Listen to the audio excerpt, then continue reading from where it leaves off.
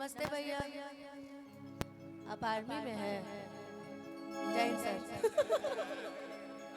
बाकी बिल्कुल जय हिंद, क्योंकि आपसे बड़ा ना कोई था, ना कोई है और ना कोई रहेगा। प्रणाम भाभी। बाकी आज ऐसा लग रहा है कि मैंने किशन को पहले ही बोला था, किशन जी आज मैं गाने नहीं आ रही हूँ, मैं बस अपने परिवार में आ रही हूँ। लेकिन वही है ना कि कलाकारों को माइक दिख जाए और गाना ना गाए, ये तो हो ही नहीं सकता है। बाकी आज ये गीत जो मैं अभी गाने जा रही हूँ, ये भैया भाभी पे तो डेडिकेटेड है ही है। ये हमारे किशन जी के हमरा तरफ से बा। अरे यार इतना अच्छा गाना सोचा है मैंने, ऐसे मत करो पगला, हंसे घर में बसा है भैया, ठीक ना? घर भर के जिम्मा सैया, अरे हमारे कपार बा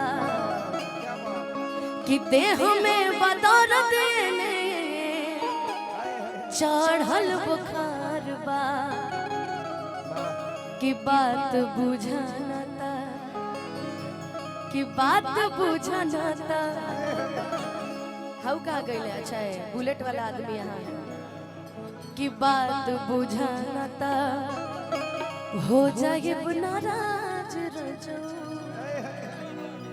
धोखेबाज रजो, उड़न बाज रजो। फास्ट में लेवे के बा भैया।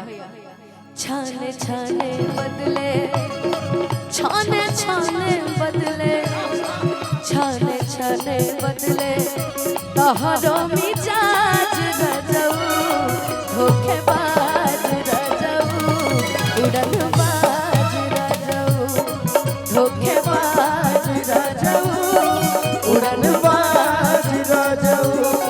बात बुझी नाता, बात बुझी नाता, बात बुझी नाता, हो जाए नाराज रजो, धोखेबाज रजो, एक किसान रजो, धोखेबाज रजो, धोखेबाज रजो।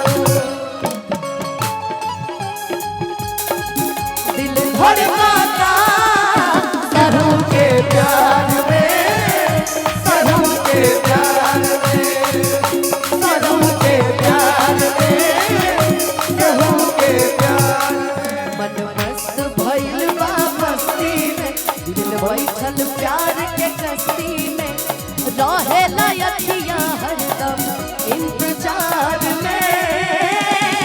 दिल धड़काता, दिल धड़काता, काजल के प्यार में, काजल के प्यार में, भाभी के प्यार में, भाभी के प्यार में।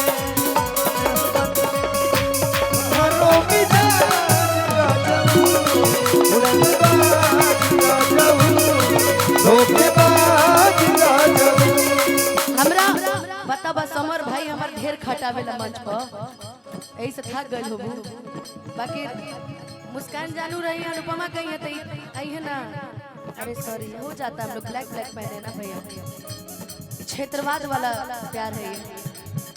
सासू जी से लहरा लाता हो तो रोज कांडवा, सासू जी से लहरा लाता रोज रोज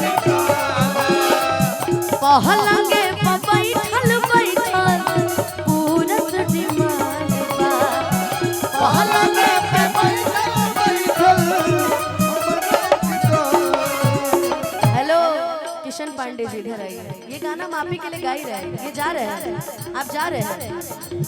नहीं तो अभी खाना, अच्छा हम बोला बस नहीं तो ना खइलो हो, अब तू बाद में खइबो।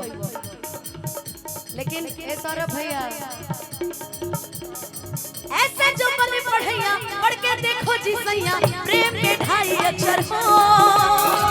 ऐसे जो बने पढ़ैया, पढ़ के देखो जी सैया, प्रेम के ढाई अक्षर हो। मेरा पिया घर आया ओ राम जी, मेरा पिया घर आया ओ राम जी, मेरा पिया घर आया ओ राम जी, मेरा पिया घर आया ओ राम जी। लेकिन उसी लाइन लाइन में कहना है, धोखेबाज वाली लाइन में। सौरभ भैया के हुआ वत नहीं खे, के हुआ वत नहीं खे, के हुआ वत नहीं खे, आदत से बाज न जाऊं। हेलो, मैं कम से कम बहुत बार बनारस गई होंगी, ये आदमी हर बार मेरे से मिलने नहीं आया। तुमसे शिकायत है ये, तुम हमें मिलते नहीं। काल से देख लिया, वायरल ना हो जाए तो कहीं। वैसे आप तो खुद ही वायरल हैं इतने। मुझे लगता है कि बनारस में किशन पांडे और सौरभ भैया की जोड़ी और आलोक भैया की ये जोड़ी सुपर हिट जोड़ी है बनारस में। मुझे नहीं लगता कि पूरा बनारस किशन जी बंद करवा सकते हैं, अगर चाह ले तो। वो पावर है, तो पावर अच्छी जगहों पे इस्तेमाल किया जाता है हर जगह। इसीलिए इनको अपना मित्र बनाए हैं हम, पक्का वाला मित्र। अब मित्र को लोग गलत दे दे अगर नाम, तो ये उनकी गलती, उनकी मानसिकता है। हम दोस्त हैं और आजीवन दोस्त रहेंगे।